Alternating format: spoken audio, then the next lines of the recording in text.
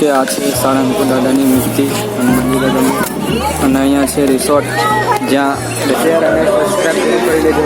તમારે નારિયેળ લેવું હોય તો અહીં 20 રૂપિયામાં નારિયેળ મળી જાય છે અને અહીંયા પ્રસાદી પણ. તો મિત્રો સ્વાગત છે મારી યુટ્યુબ ચેનલ વિજયભાઈ ઓફિશિયલમાં. તો મિત્રો આજે અમે ફરવા આવી ગયા છે સાળંગપુર દાદાની મૂર્તિના અમે જોડે છીએ હમણાં. જો તમે આ છે સાળંગપુર દાદાની આ મૂર્તિ છે. આ તમે જોઈ શકો છો કે આ છે સાળંગપુર દાદાની મૂર્તિ અને મંદિર અને અહીંયા છે રિસોર્ટ જ્યાં રહેવાનું હોય છે નાઇટમાં. અને આ બાજુ છે સાળંગપુર દાદાનું મંદિર અને હમણાં તમને હું આગળનો વ્યૂ બતાવું. હમણાં સાંજના પોટ છે એટલે નાઇટમાં અમે આવ્યા છે અને હમણાં અંધારું પડવાનું તૈયારી છે અને બીજા લોકો આગળ જાય છે. અહીંયા આગળ પાછળ સાળંગપુર દાદાની કેટલી બધી ભીડ છે, કેટલી બધી ભીડ છે. અને હજી તો સવારમાં થશે ભીડ.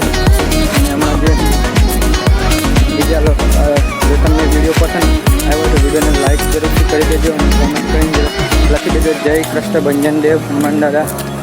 અહીંયા કેમેરા પણ મૂકેલા છે હમણાં. અને એની પાસે જુઓ ગાર્ડનમાં જુઓ તમે. અને તમારે નારિયેળ લેવું હોય તો અહીં 20 રૂપિયામાં નારિયેળ મળી જાય છે અને અહીંયા પ્રસાદી પણ મળે છે. પ્રસાદનો અહીંયા સ્ટોલ લગાવેલો છે મોટો. અને અહીંયા છે ટેમ્પલ બારગાવાનો છે અને હમણાં આરતી થાય છે તો એટલે આરતીની ટાઈમ આવી ગયા છે મંદિરે. આપણે પહેલાં ડેટ આવી ગયા છે.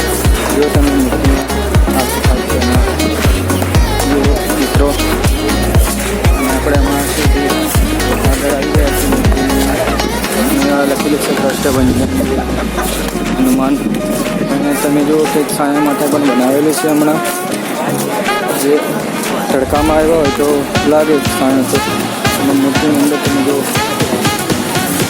ઓલી બાજુ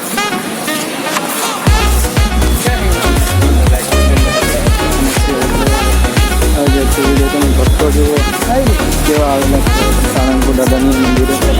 અને અહીંયા છે પ્રસાદી લેવાની જગ્યા. તો ત્યાં પણ આપણે જઈશું હમણાં પ્રસાદી લેવા. મંદિર જુઓ અમે તો દર્શન કરી લીધા છે. ત્યાંના પણ લાઈવ બ્લોગ બનાવી આપણે પ્રસાદી લેવા જઈએ હમણાં.